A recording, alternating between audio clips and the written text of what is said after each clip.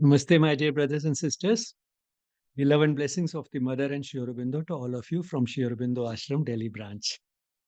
Now, turning to today's topic, it is about counseling, making a difficult phase of life easier.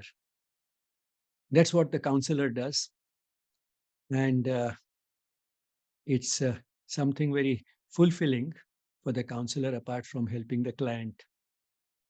Because you find that in the outside world, many people carrying a lot of sorrow and conflicts and stress go about apparently normally.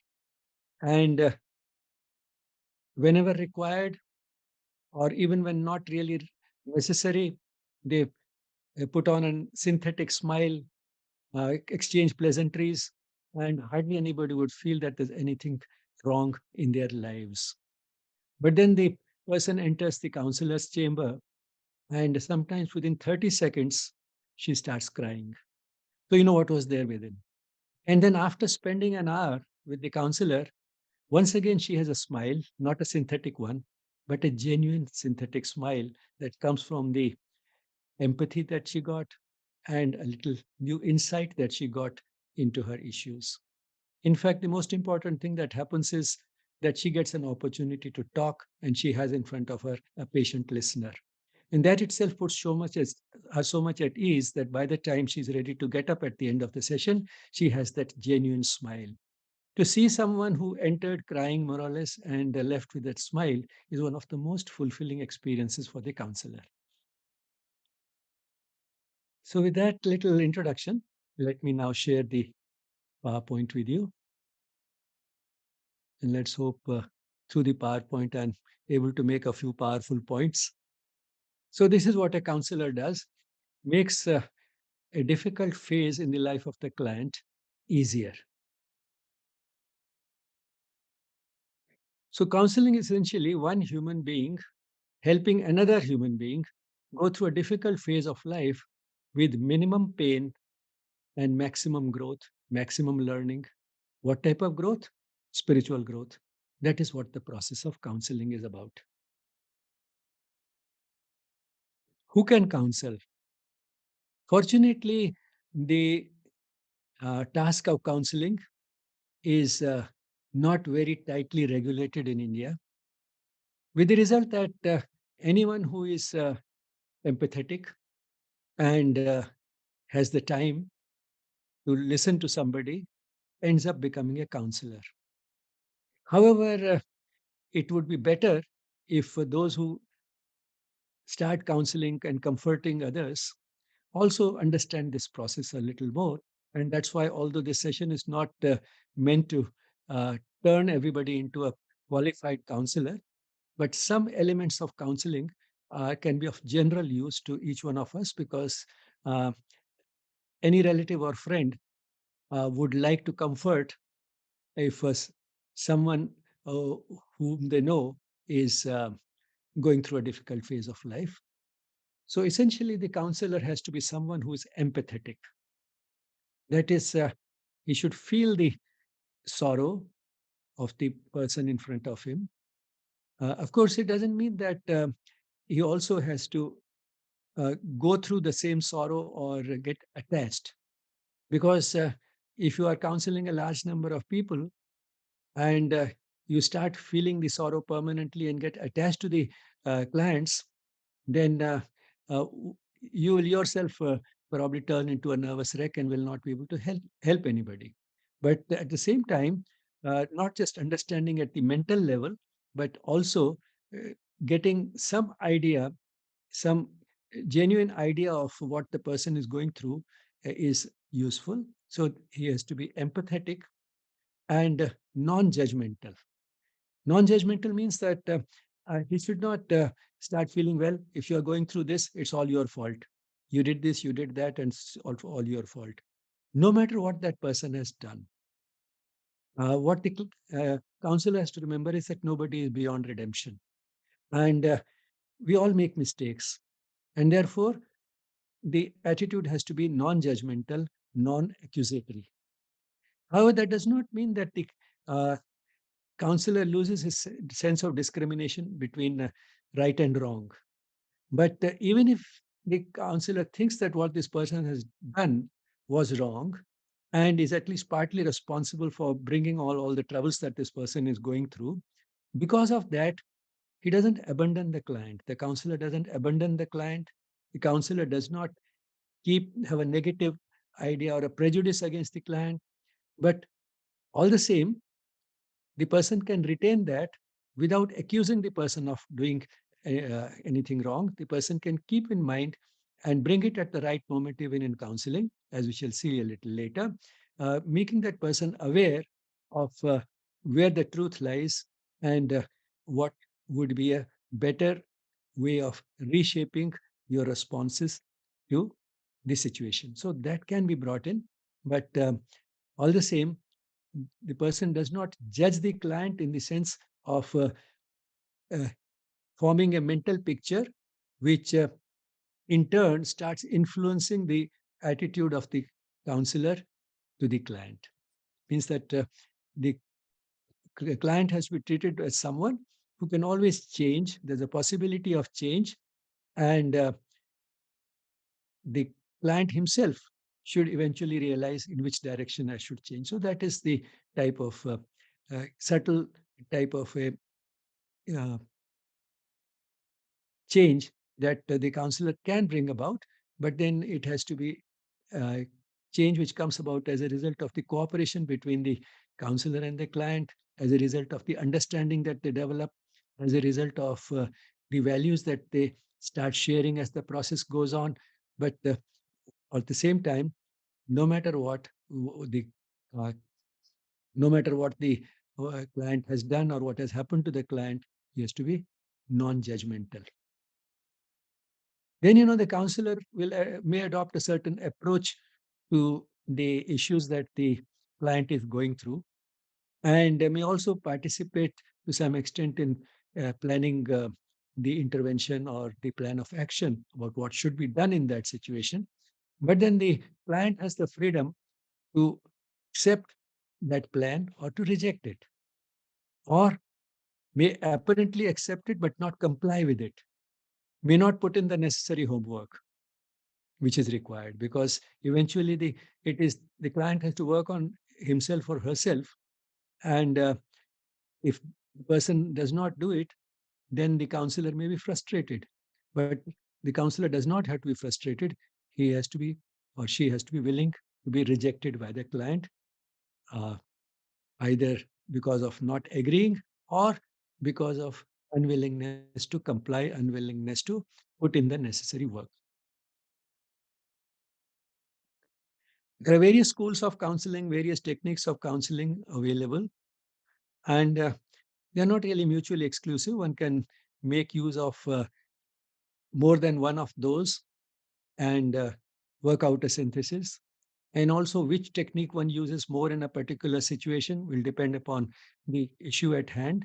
So, for that, there's a certain intuitive judgment that the counselor has to use, whether to focus on the immediate problem, whether to try and link it with the type of childhood that the person has, and sometimes even going for past life regression and try and see whether something that the person brought from previous lives has something to do with the type of issues that the person has in this life. So, how much back to go and what type of techniques to use can come to the counselor intuitively.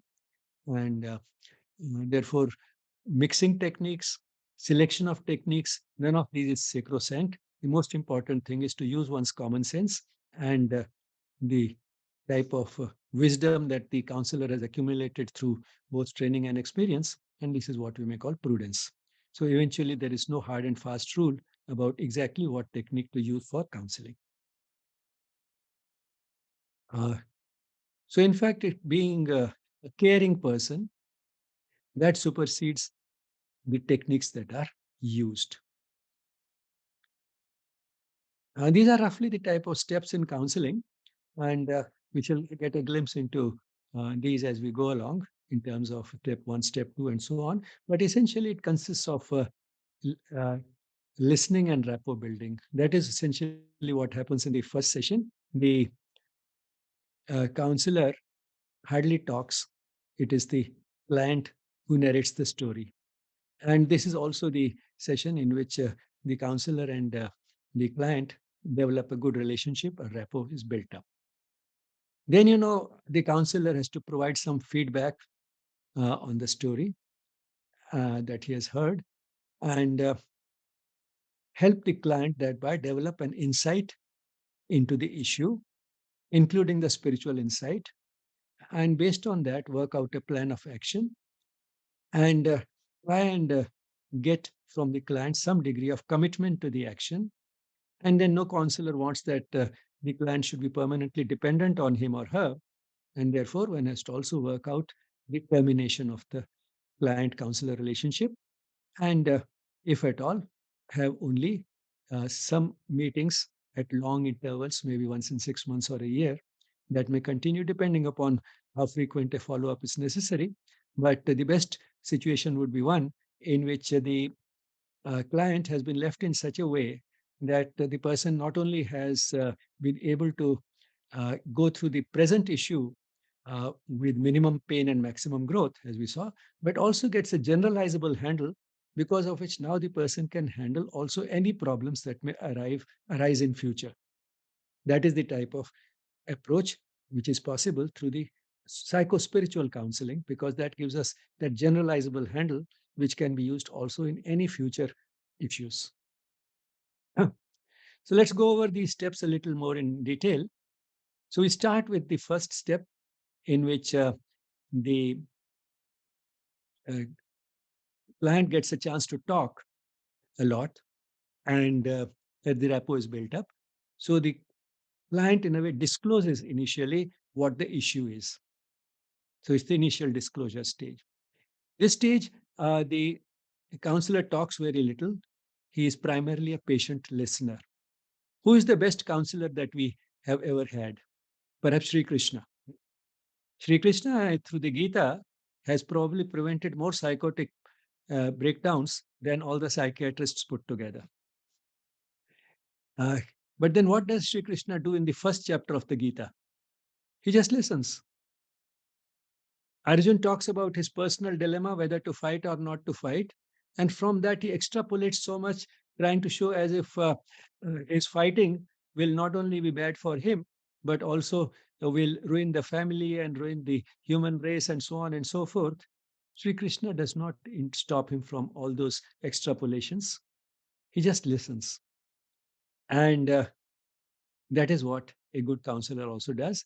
Mainly the day the first day of counseling, essentially to give the client an opportunity to talk, and the counselor is a patient listener.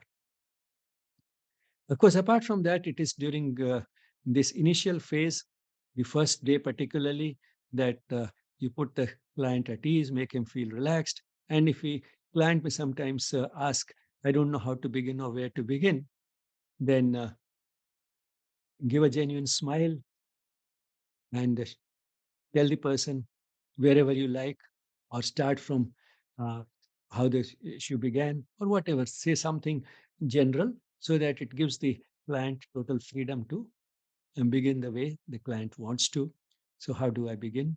And so sometimes the client may need a little prompting to begin.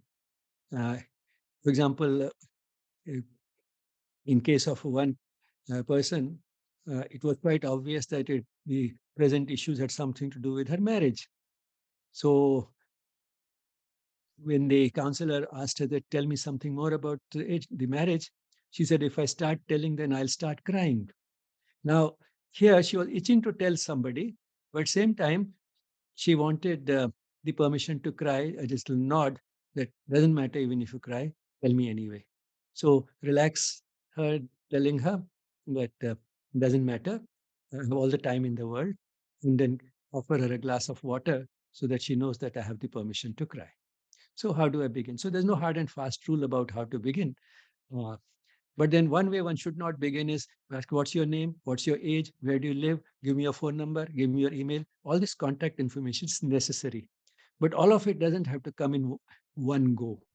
So otherwise, it looks more like an interrogation, and therefore that also has to come in in steps rather than the way as if it would look as if a form has to be filled up and we are going through a bureaucratic exercise rather than counseling.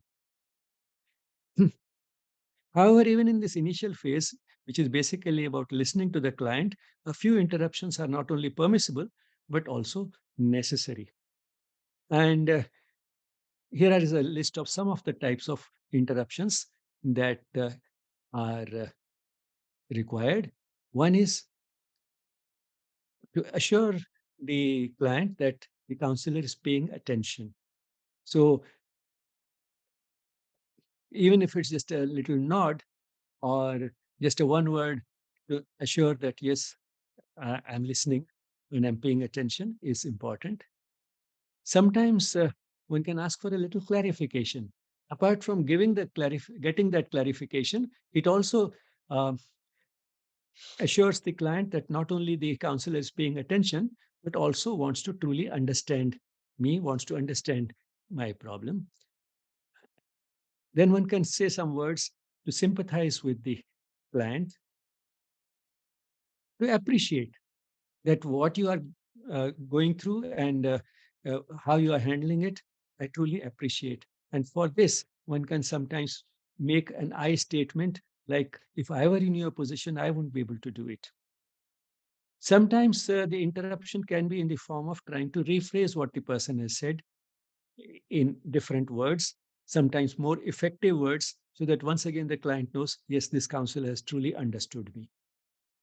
To summarize what has happened so far, uh, again, that it helps in giving a certain structure as well as assuring the client that, yes, I have been heard and the counselor has been able to go to the heart of the issue. Sometimes, the client would have a tendency to go in many different directions, and some of them may be completely irrelevant to the present problem. To some extent, yes, that also has to be allowed, and it's the counselor's job to keep extracting from it what is really relevant and thereby form a mental picture of what really the heart of the issue is. But same time, once in a while, if the digression is too much, then in a gentle and tactful way to bring the client back on track. That also is permissible in the initial phase on the very first day. Now, what time to bring in any of these interventions is important. So, which of these should come will require sort of an intuitive sense of the right timing. So, timing is at the heart of the art of therapy.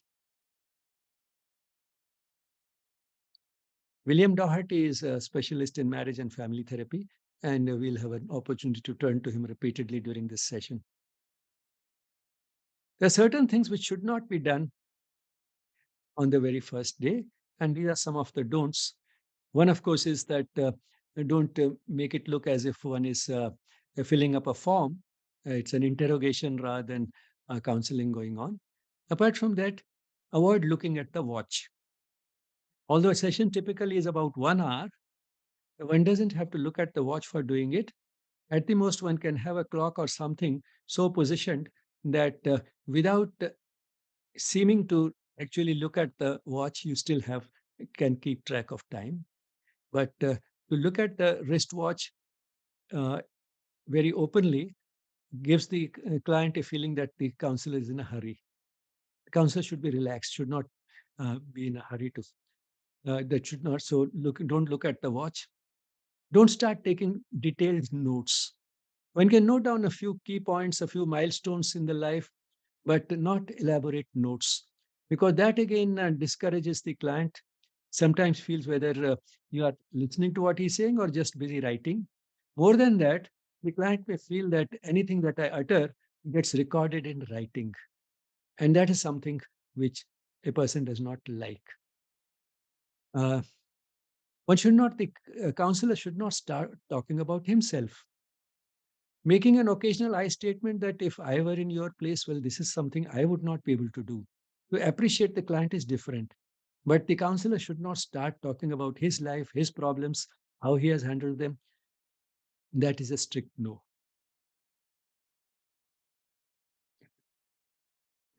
Then the next step is an in depth exploration, developing an insight into the issue, an insight which may be different from the insight that the client had, and it could be a spiritual insight.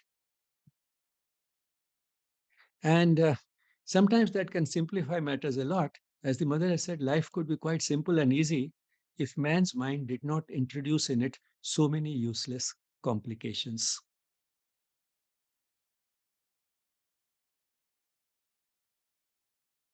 So the person can develop a new insight, a spiritual insight into the problem, including a generalizable sort of an insight that everything that happens in life is an opportunity for spiritual growth. Then defining the problem itself makes the person feel better. Sometimes by taking away all those unnecessary complications which the client's human mind had introduced. So the person feels better after getting a little more clarity on the issue and weeding out those unnecessary complications. Then work out a plan of action based on the new insights gained. And a good counselor makes sure that the client also grows spiritually through the exercise. Now, who decides the plan of action? Here, there's a little cultural difference. In the West, the clients do not like to be told what to do. So it's from the client that the plan of action emerges. As the new insight has been developed, that should help the client work out the plan of action based on that. Whereas in India, it is quite acceptable for the counselor to suggest the plan of action. So suggestions are received more easily and in India than in some of the Western countries. But then that difference is not absolute, it is relative. And sometimes it would depend on the individual client also. But in India, unless to some extent the counselor has real solutions to offer or a plan of action to offer, the client may sometimes feel that what is it then I'm come to this person for if he can't even tell me what to do. So, uh, instead of feeling that who is he to tell me what to do, the person in India has sometimes a tendency to think, uh, what is it that I have come to him for if he can't even tell me what to do?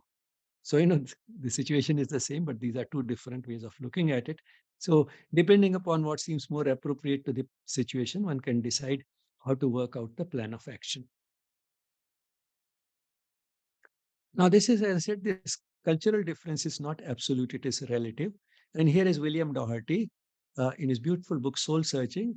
He says that if I am dealing with a marital problem, then I don't have to be completely neutral. I don't have to just leave it to the client to decide what to do. Because I'm not a garage mechanic who is just checking out an old car and helping an owner decide whether to repair it or junk it. So it's not the owner's decision, or in the case, the client's decision totally, whether to uh, try and save the marriage or to go for a divorce.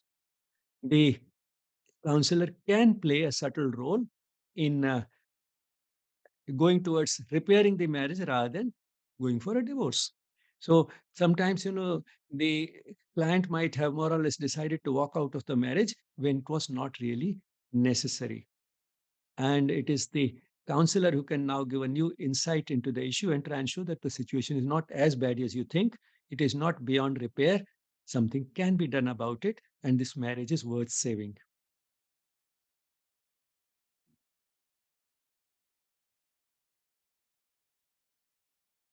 Now, the plan of action essentially decides setting the goal.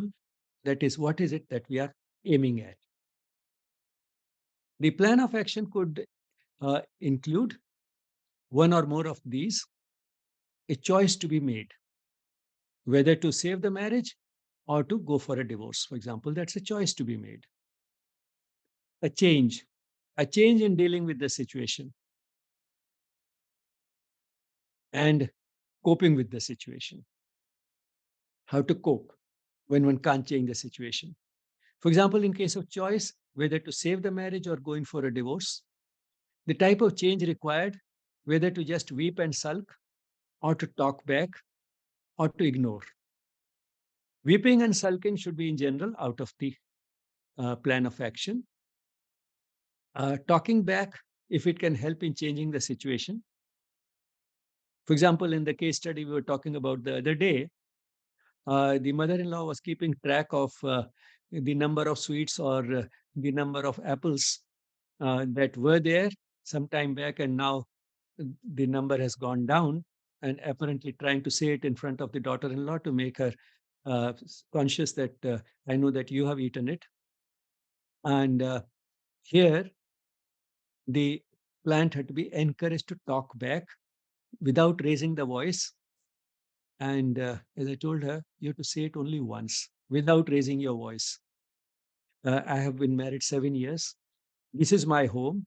I left my parental home and adopted it as my home. And in my home, I have the freedom to eat whatever I like, whenever I like, as much as I like. You have to say it just once, and you'll see there'll be a change. So sometimes a cool, calculated talking back without getting emotional, without raising one's voice, may be required. Then ignore. As the mother has said, if you are sure what you are doing is right, then go on doing it with simplicity and sincerity without worrying about the reactions of others. Reactions of others can change only if the others change. But it's very difficult to change others. We can change only ourselves. But we can certainly ignore the reactions of others if we feel that, if we are sure that what we are doing is right. We just go on doing it with simplicity and sincerity. And once again, the typical mother-in-law, daughter-in-law problems.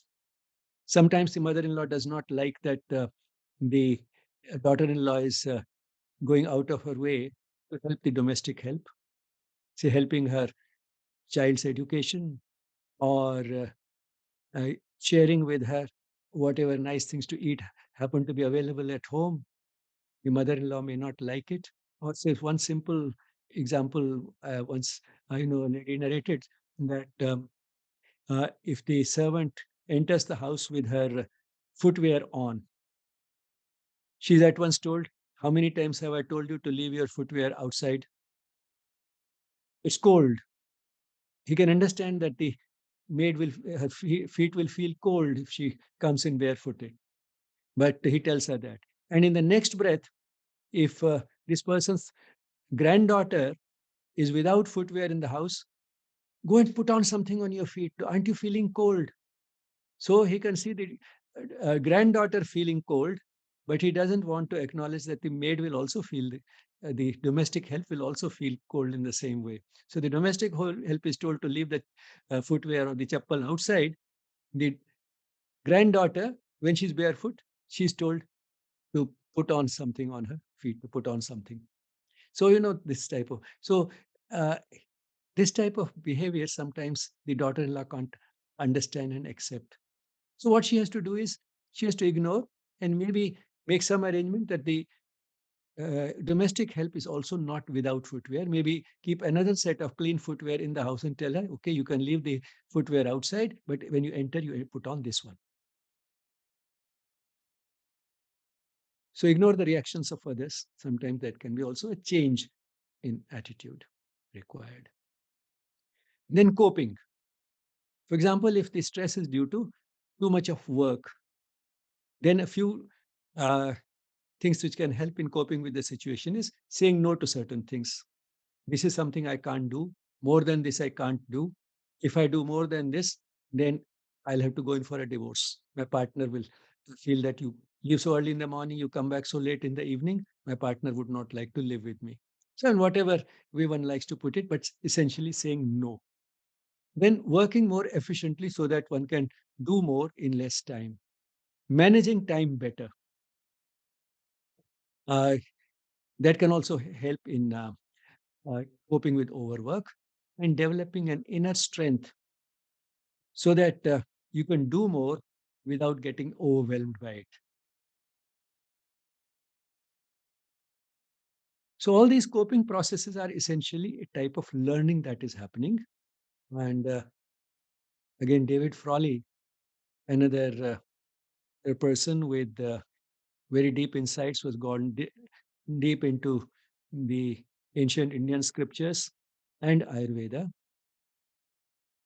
He says therapy is a learning process. Then the next step would be to actually do something, intervention. This can include both listening and talking, listening to the client and the counselor talking. Some specific type of therapy may be designed. And if the person feels that this person needs psychiatric help rather than just counseling, then referring the person to a psychiatrist. Broadly speaking, we have two types of mental issues.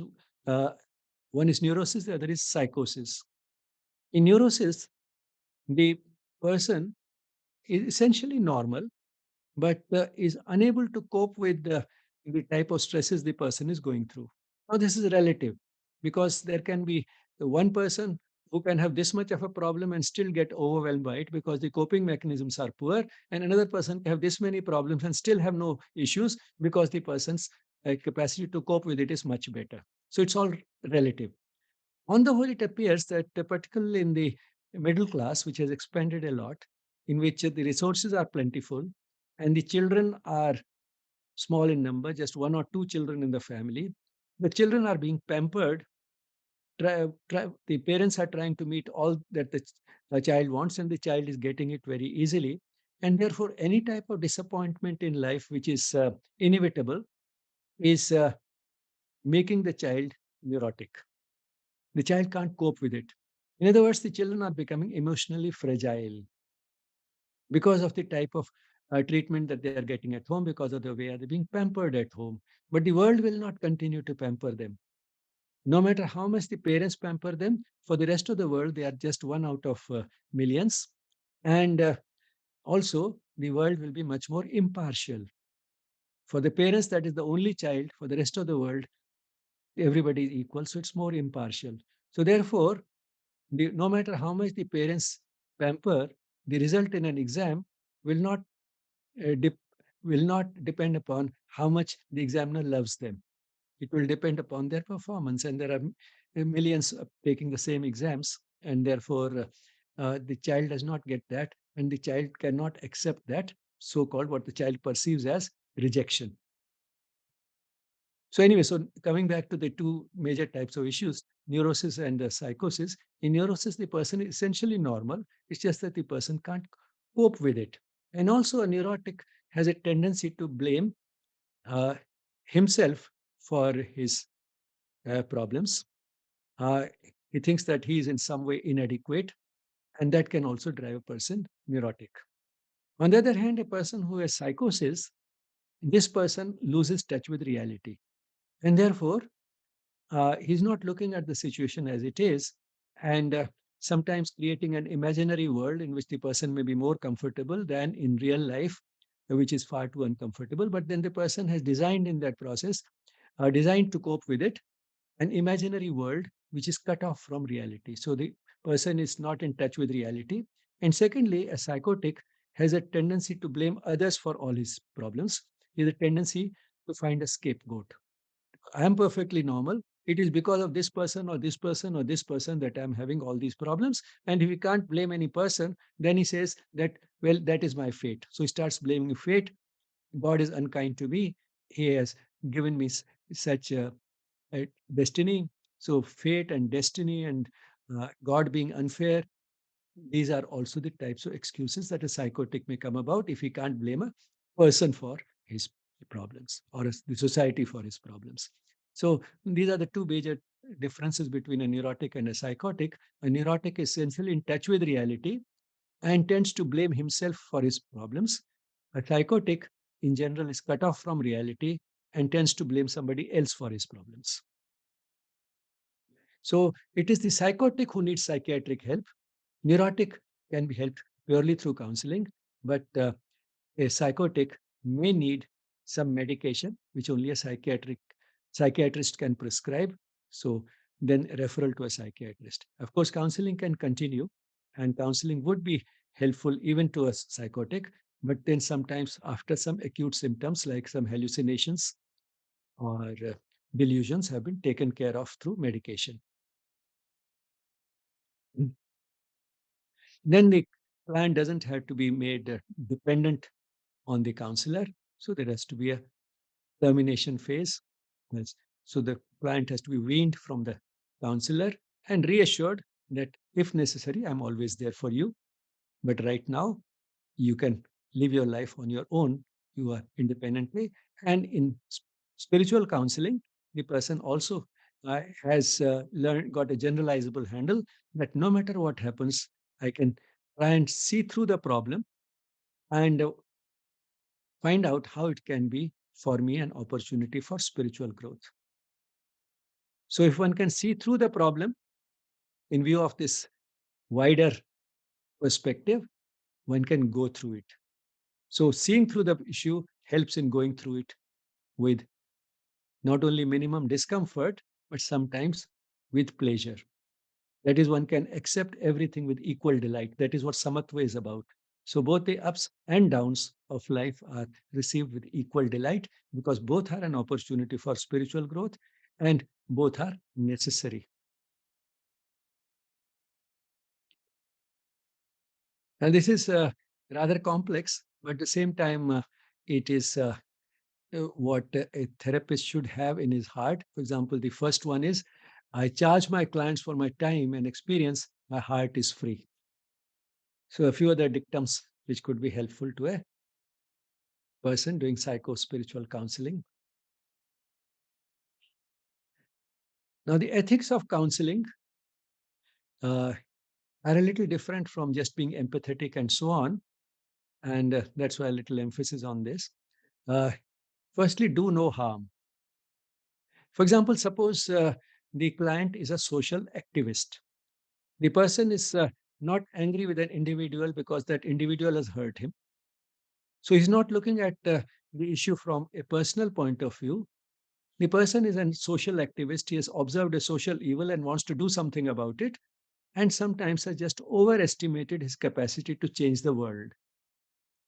It's not easy to change the world. Sometimes we take on much more than we can handle.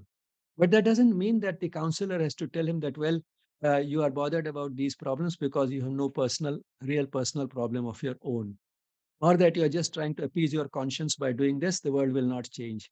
So the person does not have to discourage the client to such an extent that uh, trying to tell the person it's all your fault. You're trying to change the world. Nobody has been able to do it. So many social workers and reformers have come and gone. The world has not changed. Who are you trying to do? What are you trying to do? So that way, the person is actually doing some harm to the client and as well as to the society. So, uh, how to put it, how to give the client a little sense of proportion is one thing, but to discourage the person from this type of activism would be another. So do no harm. Secondly, prevent harm. Now, this prevent harm because sometimes the client's attitude can be such that the person may be in a depression and may try to maybe having suicidal tendencies, or the person may be unfair to somebody else in the family because the person is too biased in favor of himself and uh, against somebody else. So the sense of proportion might have been lost.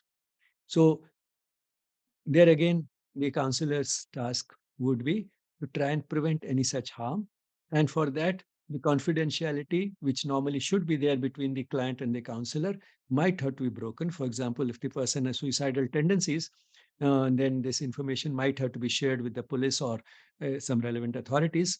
Uh, then last, the client's interests come first.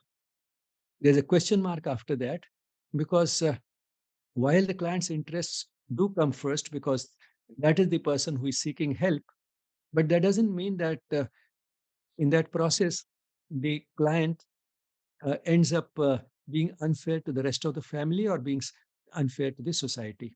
So that also has to be kept in mind. Uh, this is a bit unlike what a lawyer is expected to do. For example, in case of, say, a marital problem, the lawyer's interest may be restricted to the what is into the interest of the client. Say if uh, even when the divorce is not inevitable, if the client wants it, the lawyer is ready to work towards the divorce and then try and make sure that the economic interests of the client are uh, catered to at the cost of being unfair to the other. Say if you're working for the wife, then trying to extract as much as possible from the husband. And if the lawyer is working for the husband, then try to save the husband as much money as possible. And if possible, get some money from the wife for maintenance of children, for example, and so on. So uh, the lawyer's approach can be quite different from that of a counselor. The counselor has to try and see that the client is not unfair to the partner who is not in front of the counselor. Because this type of biased advice in which the client's interest comes first, no matter what, uh, is at the expense of truth. And this may lead to some short-term gains, but it's the long term, it is not even in the interest of the client. So as William Doherty says again in this Soul Searching, the bent needle of truth can only knit a tangled relational web. So do not try to bend the needle of truth just to uh, save the immediate situation, make the client feel good right now, and trying to find some sort of a short term solution to the present issue. So it will be very short sighted and will eventually cost the client many relationships if the counselor supports uh, bending the truth.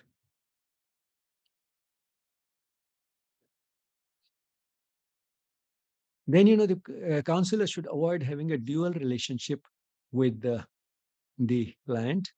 He has to be friendly, but remember that the client is not a friend, it's a client.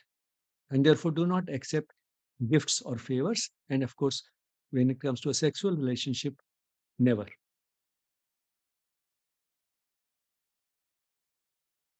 All these ethical codes that we have talked about, all these points in the ethics of counseling, they can be followed without necessarily being compassionate, which means that compassion goes beyond ethics. And that is one of the most essential requirements. Compassion is one of the most essential requirements for the counselor.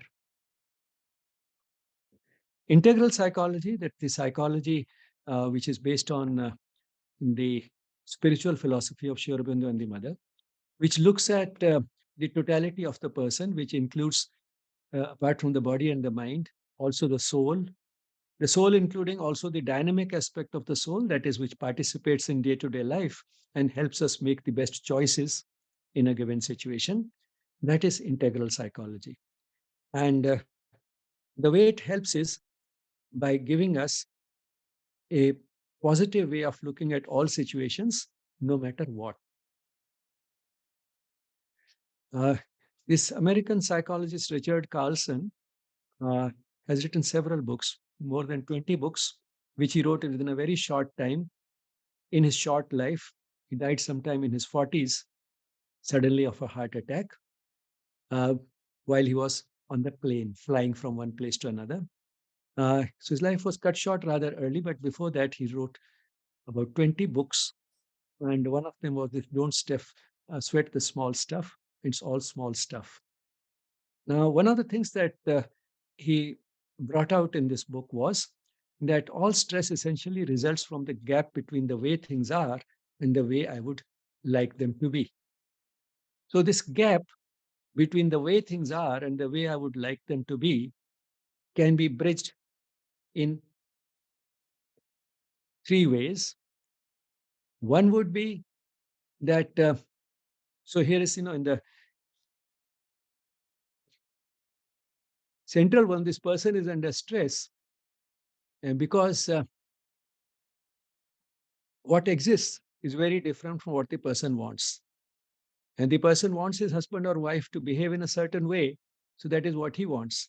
But the partner insists on behaving in just the opposite way. So what exists is very different from what this person wants. And therefore, the person is under stress. Now, this can be solved in two ways. One is either the situation changes so that what the person wants becomes also what exists, so the situation changes. The second way is that what the person wants is the same as what exists, which means that the person changes so that now he looks at the situation differently, and therefore uh, he's quite happy with the way things are. So what exists also becomes what the person wants. And the third way is to work at both ends. That is, the person works on himself so that now the situation has changed a bit. So what exists has moved closer to what he wanted. But then he has also changed. He has started looking at the situation differently so that what he wants is the same as what exists. So these are the three different ways. So these two approaches, either the situation changes or the person changes, are not mutually exclusive. One can work at both ends. For example, if the person is under stress because the person doesn't have enough money. So, one way would be that now he earns much more and earns as much as he wants. The other way would be that he reduces his desires so that he need not earn any more. What he has is enough to meet his uh, desires, which have been scaled down. And the third way would be to work a little harder, earn a little more money, so that now he has more than what he wanted, more than what he had, but it's not as much as he wanted. But then he reduces his desires so that now the little additional money that he has made is enough to meet his present desires. So uh, these are the two ways in which this gap between the way things are and the way I would like them to be, that gap can be bridged in these three different ways. Now, the most important out of these strategies remains changing oneself. So that even if the situation does not change or does not change much, one is able to close this gap. And what does working on oneself mean? What it means is one starts looking at the situation differently so that now the situation appears quite pleasant and one can look at it differently by finding something positive in the situation. For example, if the person is, say, afraid of retirement, my position will go, nobody will bother about me, my income will come down, and he can see only these negative things, and the person is under stress. But then the person can be told that there is something positive in the situation. When you retire, you'll have all the time available to do everything that you have been postponing so far. So the person has found something positive. But there are some situations in which no matter how hard one tries, this it's difficult to see anything positive. For example, suppose a person at age 40 has cancer and he has school going children and he's the only breadwinner in the family. Uh, how can he see anything positive in this situation? He has been told that you may not live for more than 2 years, and therefore he's under stress. But even in this situation, from the spiritual angle, there can be something positive that can be found.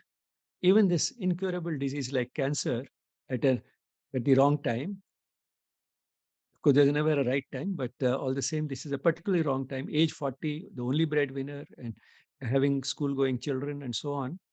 So even this can be an opportunity for spiritual growth for the patient as well as for the children, the rest of the family whom he's worried about. And a little physical hardship that they go through uh, will be nothing as compared to what they will gain. Because what the patient and the caregivers can gain in terms of spiritual growth in a few years will exceed what is possible in several decades of so called normal life. And how that happens is that this person becomes aware of his limitations, becomes aware of the fragility of life, of the fleeting nature of life and not its pleasures. And the result is this person becomes more loving and caring.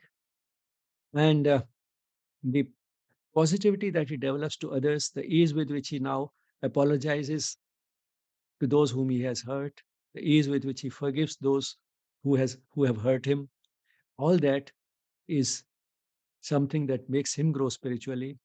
And the atmosphere of this peace and love that he creates around himself starts influencing also his children and the family. And the result is that the patient, the caregivers, and many more grow spiritually through this process. And of course, so far as the responsibility to the family goes, this is a responsibility that has been given to him by the divine, and the divine has no shortage of instruments.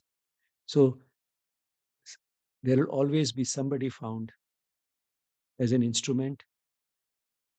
Nothing will collapse. Life will still go on for the family. So the spiritual angle gives us a way of thinking positively without any limitations. Logic has limitations. For example, in this case of this person getting cancer at 40, there's no logical way of seeing anything positive. But from the spiritual point of view, it is possible to see something positive. And in fact, from the spiritual angle, every situation, without exception, is an opportunity for spiritual growth. So that makes the possibility of positive thinking from the spiritual point of view completely unlimited.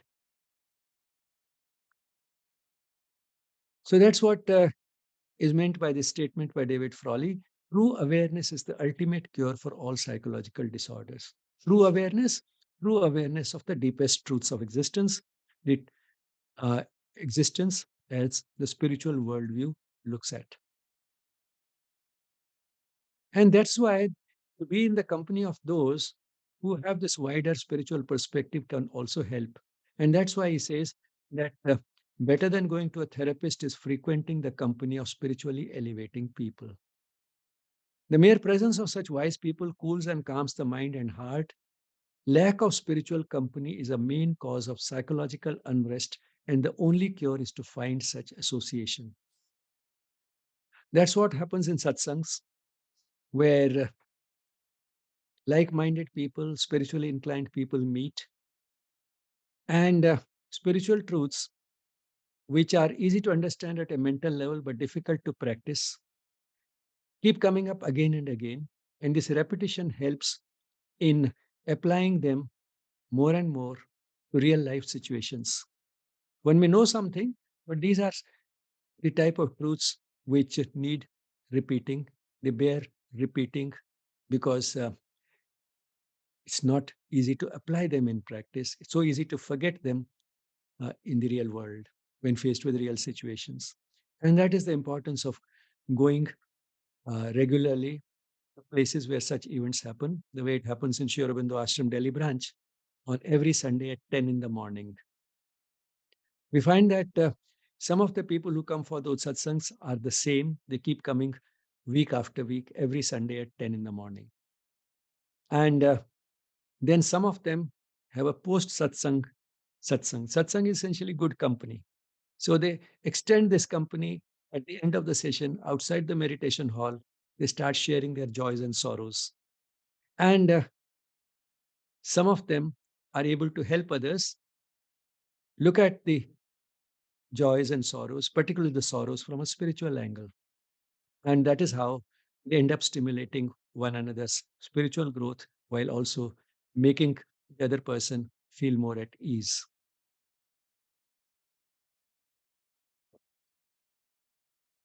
And this is an approach which is not entirely an Indian approach. William Doherty, again in that book, Soul Searching, says that therapists, we are moral consultants, not just psychosocial consultants. And this is relatively easy because therapists are privileged to be with people at moments of personal and moral intensity. So when the person is charged with a psychological issue, that is the time at which the person is also more amenable to the moral or spiritual approach. And therefore, he laments the fact that from around 1970 to 1990 was the golden age of counseling, where this approach was quite common in the US. But post 1990, the limited resources led to more restricted funding by insurance companies, more limited reimbursement, and therefore only fewer sessions were possible. And therefore, counseling became more and more problem focused. It did not provide people with a generalizable handle for handling all stressful situations. So it turned into more of troubleshooting.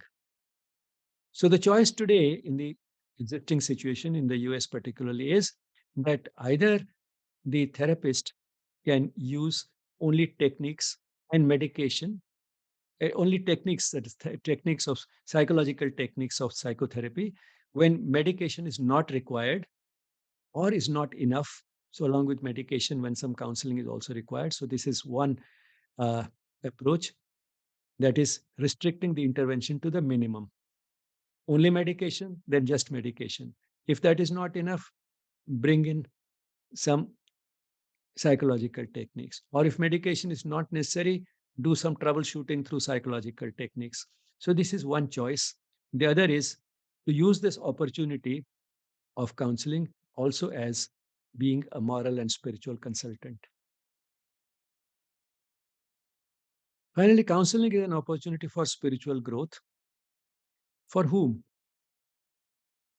Both the client and the therapist.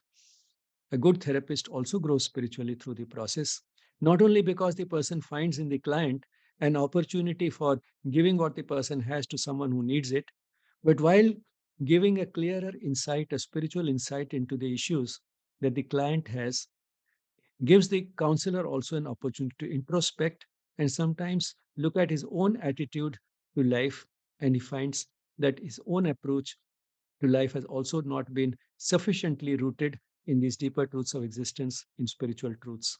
And therefore, the person gets an opportunity to have a relook at his own life, at his own actions, and redirect his own life. So, both by being able to give what he has to the client who is ready to receive, and through this chance opportunity for introspection, the counselor also grows spiritually through the process of counseling. You'll find some of this material in this book, Understanding Spirituality, particularly in chapter 4. This is a picture postcard view of the inside of the Sri Aurobindo Ashram Delhi branches, meditation hall. And you're all welcome here. And for any questions or comments, please don't hesitate to send us an email on yes@yesspirituality.com. Gratitude to the Mother and Sri Aurobindo for making these sessions possible. And thank you all for being there. We can just close the session with a moment of silence. So thank you, everyone. Thank you, Vidya.